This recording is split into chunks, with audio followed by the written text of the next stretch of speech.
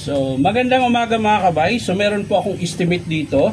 39569 job number. Ang model nito mga kabay, dito 5144. So, ayan mga kabay, nakasaksak po yan. Gumagana siya pero maingay. Iba yung tunog. Tapos, pahinto-hinto yung ikot. Tingnan nyo po. Naka-drill po yan. Lagay natin sa hammer. Chipping.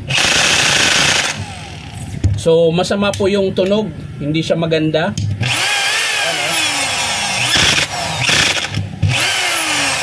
So, maaring sa mechanical yung problema nito mga kabay. Pero syempre, silipin din natin yung armature. Tingnan natin kung malakas ba yung spark. Tigas. Hirap buksan. Pudpud yung screw mga kabay. So ayan mga kabay, nakalas ko na yung sa housing niya. Papaanda rin natin na ganito.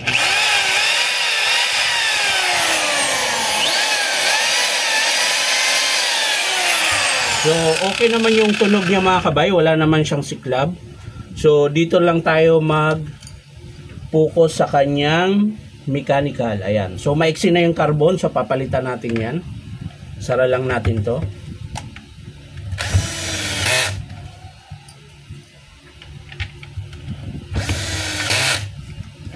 Ayan. So dito tayo sa kanyang mechanic.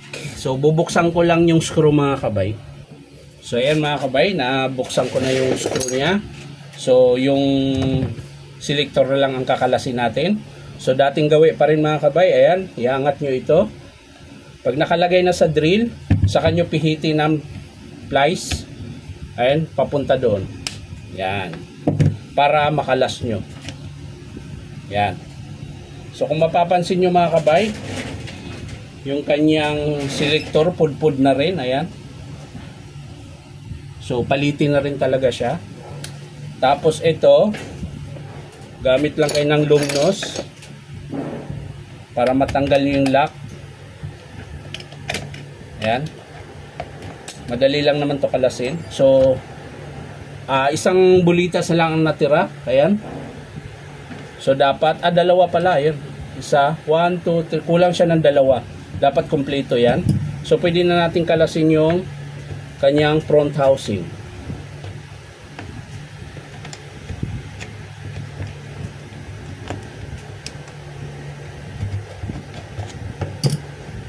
Yan. So ayan, kung mapapansin nyo mga kabay, sira yung front housing. Ayan. Lubog na yung needle bearing. Ayan po. Ayan. Ito po yung sira.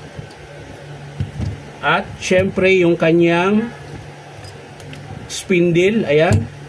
Pinyon. Pudpud yung pinyon niya mga kabay. Ayan o. Kung mapapansin nyo, iba na yung ngipin. Ayan. Piston, tingnan natin yung piston mga kabay. So, ayan, kumakapit pa kaso lang may gas-gas siya dito. So, kailangan natin kalasin to lahat.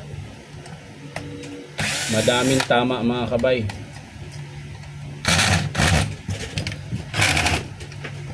Ang dahilan po ng tama na yun mga kabay dahil dito sa kanyang front housing na nasira yung kanyang needle bearing. Nadurog po. Tapos tuloy-tuloy na ginagamit, kahit iba na yung andar, tinuloy-tuloy pa rin, kaya po ang daming nadamay. Ayan, so bubuksan ko lang ito mga kabay, matigas yung screw. So ayan mga kabay, natanggal ko na yung screw. So pwede na nating tanggalin ito, yung kanyang bearing bus. So punasan natin at baka merong tawag nito, may lamat. Ayan. So yan mga kabay, wala naman. So okay siya.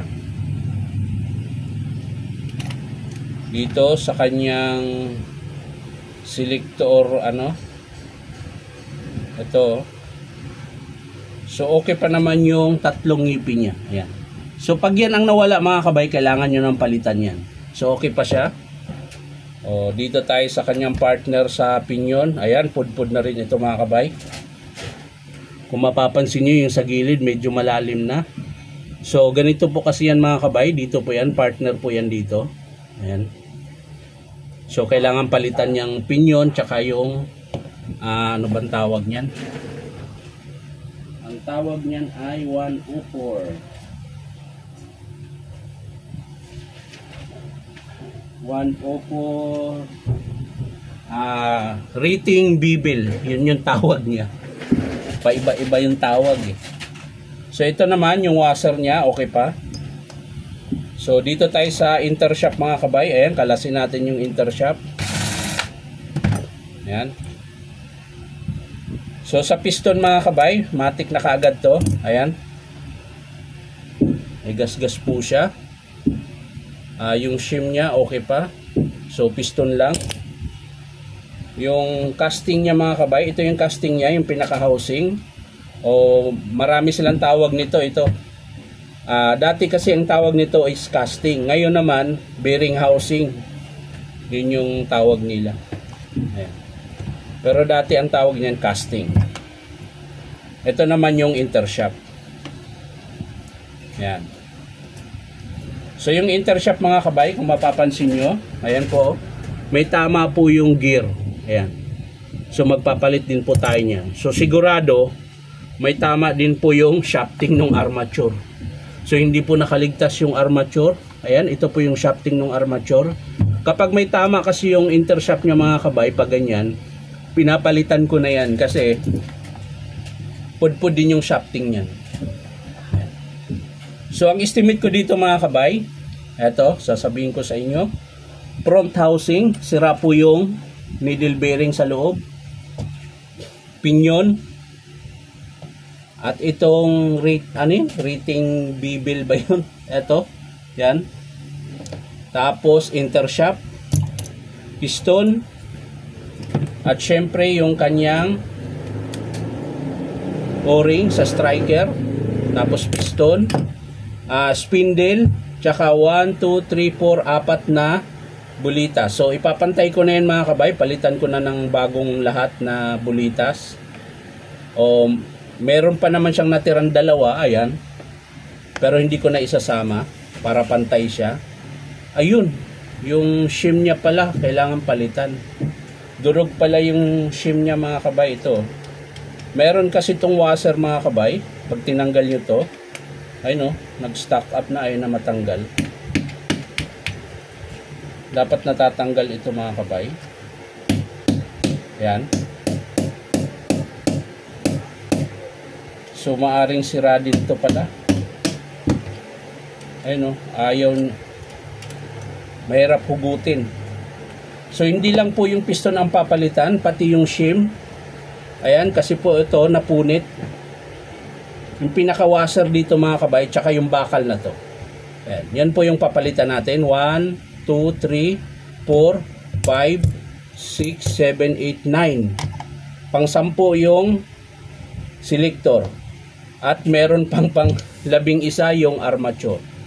Ayan. Yung check natin yung brush holder kung okay pa. Ayan, antigas din. Ang hirap i-select pa forward tsaka reverse. Ayan o, antigas. So ang daming papalitan mga kabay. Ang maiiwan niya na lang dito ay yung field coil, field housing, handle, switch. At yung tools niya mga kabay, ito, sira na rin yan, palitin din yan. So medyo marami-rami mga kabay. Baka kung aabotin to mga kabay ng mga 6,000 or 5, pwede pang ipagawa. Pero kung lalagpas siya doon, kasi ang bago nito mga kabay, nasa 12,000 eh. Ito kasi yung mataas na wattage. Ayan. So yan lang mga kabay, papakita ko na lang sa inyo mga kabay kapag in-approve ito ng customer. So maraming salamat mga kabay sa panonood at pa-like and share na rin po. At syempre po, baka naman pwede makahingi sa inyo ng isang subscribe dito po sa aking YouTube account na Inom Tabay. So maraming salamat. Bye-bye.